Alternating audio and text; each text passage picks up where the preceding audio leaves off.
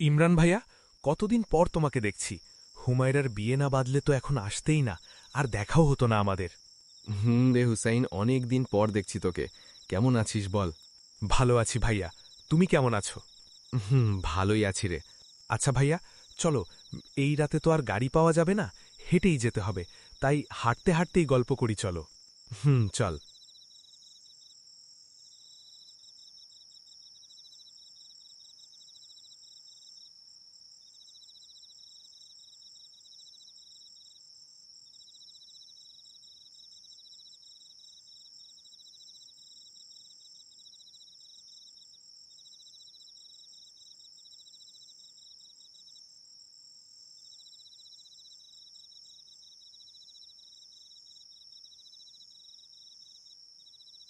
ভাইয়া, একবারে হুমায়রার বিয়ে শেষ করে দুদিন থেকে তারপর যাবা কিন্তু। না রে, এতদিন ছুটি হবে না। না ভাইয়া, না থাকলে কিন্তু আব্বু আম্মু খুব রাগ করবে। মামা মামানিকে আমি ম্যানেজ করে নেবনি।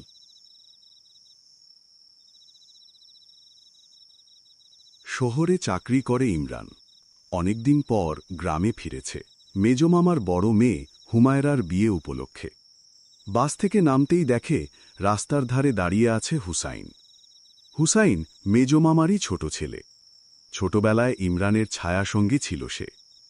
দুজনে কাঁচা পাকা মিশ্রিত রাস্তা ধরে হাঁটতে হাঁটতে বিয়ের আয়োজনের কথা, পুরনো স্মৃতি আর হুমায়রার ছোটবেলার গল্পে মেতে উঠল।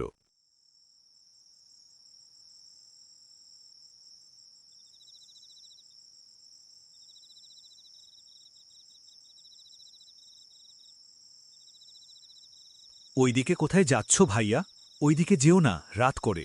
এই পুকুরটাতে ছোটবেলায় কত গোসল করেছি, মাছ ধরেছি, খেলা করেছি। মাছ? হ্যাঁ, মাছ ধরবি। যা, বাড়ি থেকে ছিপ নিয়ে আয়। মাছ ধরে তারপর বাড়িতে যাব। না না ভাইয়া, বাড়িকে সবাই অপেক্ষা করছে তোমার জন্য এখন। চলো। তাছাড়া রাত করে মাছ না ধরাই ভালো। গ্রামটা আর আগের মতো নেই ভাইয়া। এই জায়গাটা একটুও বদলায়নি দেখছি।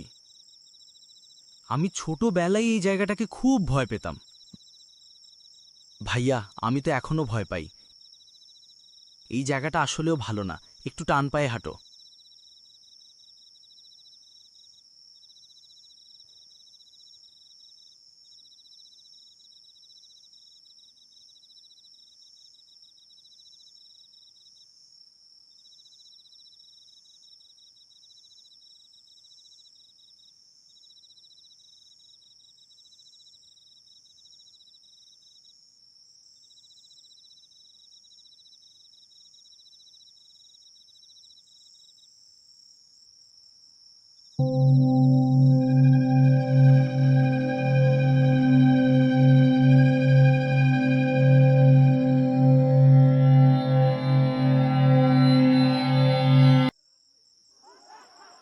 বাড়ির সামনে এসে ইমরান দাঁড়িয়ে পড়ল।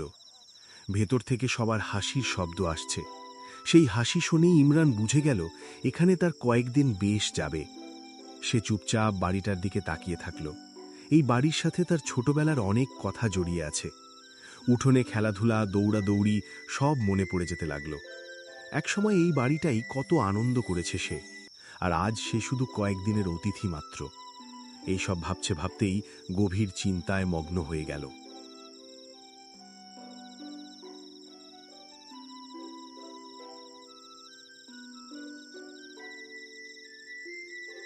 কেমন আছো ভাইয়া? এইখানে দাঁড়িয়ে কেন? চলো ভিতরে চলো। না, এমনি দাঁড়িয়ে আছি, দেখছিলাম বাড়িটাকে। আর ছোটবেলার কথা ভাবছিলাম।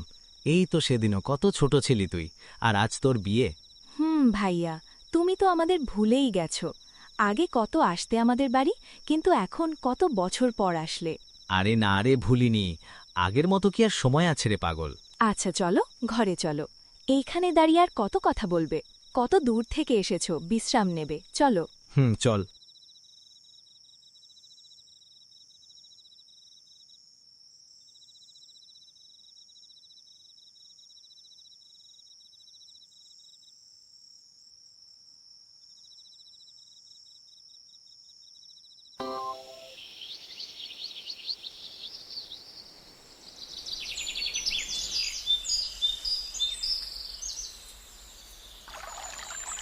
সকাল হতে না হতেই ইমরান ছিপ হাতে চলে এসেছে মাছ ধরতে। ইমরান একাই এসেছে। হুসাইন তখন বিয়ে বাড়ির কাজে ব্যস্ত, তাই তাকে আর বলেনি। কাউকে কিছু না জানিয়ে সে একাই চলে এসেছে মাছ ধরতে।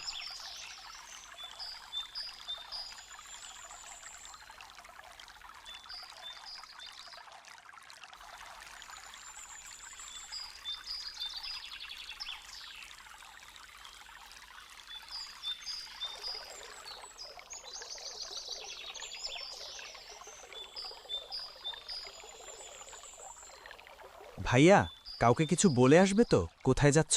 তুই ব্যস্ত ছিলি, তাই আর বলিনি তোকে। কয়টা মাছ পেলে? আর বলিস না রে, একটা মাছও পাইনি। পুকুরে কি মাছ নেই? মাছ তো আছেই ভাইয়া, কিন্তু তুমি পাচ্ছ না কেন তা কে জানে। আমি বুঝেছি, মাছ ধরতে রাতেই আসতে হবে। রাতে আসবে? রাতে আসবো। কেন? এইভাবে বলছিস কেন? না, কিছু না। ভয় করবে না তোমার? আমি কিন্তু আসতে পারবো না, বলে দিচ্ছি। আমার সকাল সকাল ঘুমিয়ে পড়তে হবে। কালকে তো হুমায়রার বিয়ে, অনেক কাজ আছে আমার সকাল সকাল, তাই দেরিতে ঘুমাতে পারবো না। সমস্যা নেই, আমি একাই আসব। তুই শুধু বাড়িতে কাউকে কিছু জানাবি না। আচ্ছা, ঠিক আছে ভাইয়া, চল এখন বাড়িতে চল।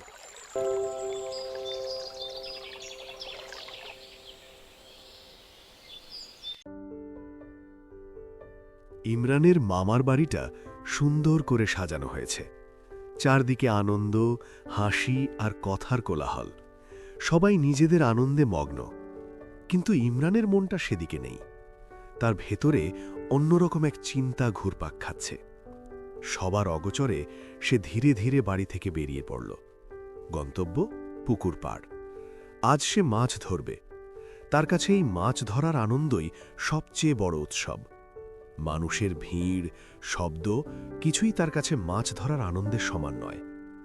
বিকেলেই সে পুকুর পাড়ে গিয়ে ছিপটা রেখে এসেছে, এই ভেবে যে রাতে বেরোলে কেউ সন্দেহ না করে। রাত নামলেই সে আবার ফিরে আসবে, নিঃশব্দে, অচেনা এক আনন্দের খোঁজে। ইমরান হাঁটতে হাঁটতে সেই গোরস্থানের কাছাকাছি চলে এসেছে। ছোটবেলা থেকেই এই জায়গাটাকে সে এড়িয়ে চলত।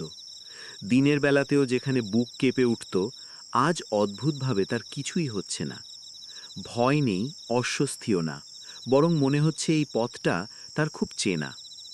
হঠাৎ করেই পাশের ঝোপঝাড়ের ভেতর কিছু একটা নড়তে দেখল সে।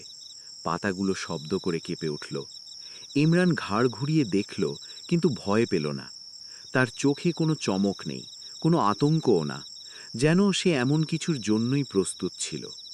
ধীরে ধীরে গোরস্থানের পাশ কাটিয়ে এগিয়ে গেল সে, আর অন্ধকারের ভেতর মিলিয়ে যেতে যেতে মনে হলো ভয়টা যেন ইমরানকে নয়, অন্য কিছুকে খুঁজছে।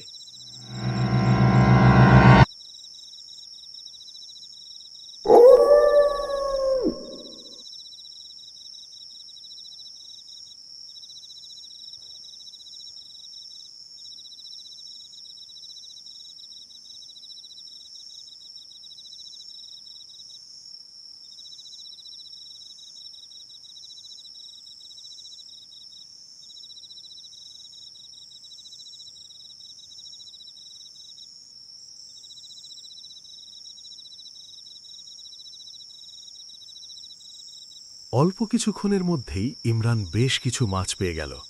এত অল্প সময়ে এত মাছ ইমরান কল্পনাতেও ভাবিনি এমনটা হতে পারে। এই অপ্রত্যাশিত সাফল্যে তার মন পুরোপুরি মাছের দিকেই আটকে গেল। আনন্দ আর লোভে সে চারপাশের দিকে আর তেমন খেয়াল করল না। আশেপাশে কি আছে, কি ঘটছে, সবই যেন তার চোখ এড়িয়ে যাচ্ছিল। ঠিক সেই মুহূর্তেই হঠাৎ ঝুম বৃষ্টি শুরু হলো।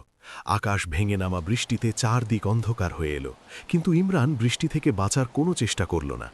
ভিজতে ভিজতেই সে মাছ ধরতে লাগল, যেন ওই মুহূর্তে বৃষ্টি, অন্ধকার কিছুই তার কাছে আর গুরুত্ব রাখে না।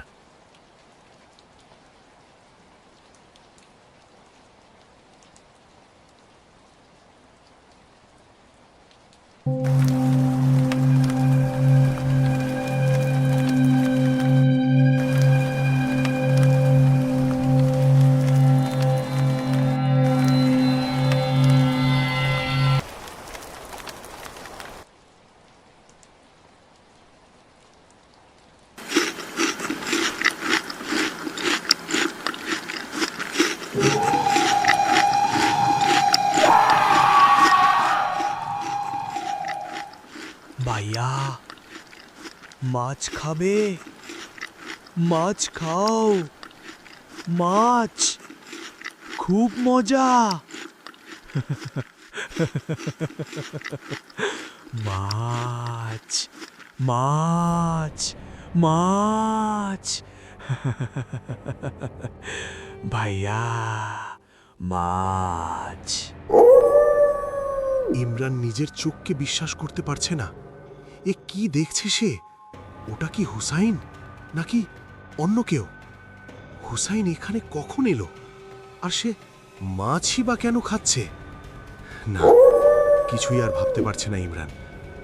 এক্ষুনি পালাতে হবে এই চিন্তায় হঠাৎ উঠে দৌড় দিল সে। কিন্তু এ কি? হুসাইন মাছ হাতে করে ইমরানের পিছু পিছু ছুটছে আর চিৎকার করে বলছে, ভাইয়া, মাছ খাও, মাছ। ইমরান আরো জোরে দৌড়াতে লাগলো, কিন্তু হঠাৎ কিছু একটা সঙ্গে হোঁচট খেয়ে ছিটকে পড়ে গেল সে। আর হার নিতে পারল না ইমরান। সব অন্ধকার হয়ে এলো। ইমরান জ্ঞান হারালো। জ্ঞান ফিরতেই ইমরান বুঝতে পারল সে হুসাইনদের বাড়িতে শুয়ে আছে। চারপাশে অনেক মানুষ। উঠে বসতে চাইল সে, কিন্তু পারল না। সারা গায়ে তীব্র ব্যথা, শরীরটা জ্বরে পুড়ছে। কি হয়েছে আমার? ভাইয়া, রাতে হঠাৎ বৃষ্টি নামায় আমি আর আব্বু ছাতা হাতে পুকুর পাড়ে যাচ্ছিলাম। হঠাৎ দূর থেকে মনে হলো তুমি দৌড়তে দৌড়তে আসছো। তারপর অদৃশ্য কিছু একটার সঙ্গে ধাক্কা খেয়ে হঠাৎ পড়ে গেলে। দূর থেকে সেটা দেখে আমরা কিছু একটা আন্দাজ করে ছুটে এলাম। দেখলাম তুমি মাটিতে পড়ে আছো। তখন ধরাধরি করে তোমাকে বাসায় নিয়ে আসি। ইমরান কাউকে কিছুই বুঝতে দিল না। একটা আগাছা গাছের সঙ্গে হোঁচট খেয়ে পড়ে গেছি। মাথায় আঘাত লেগেছিল, তাই অজ্ঞান হয়ে গিয়েছিলাম। কথাগুলো বললেও ইমরানের চোখে তখনও রাতের সেই দৃশ্য ভাসছিল, যা সে কাউকেই বলতে সাহস পেল না।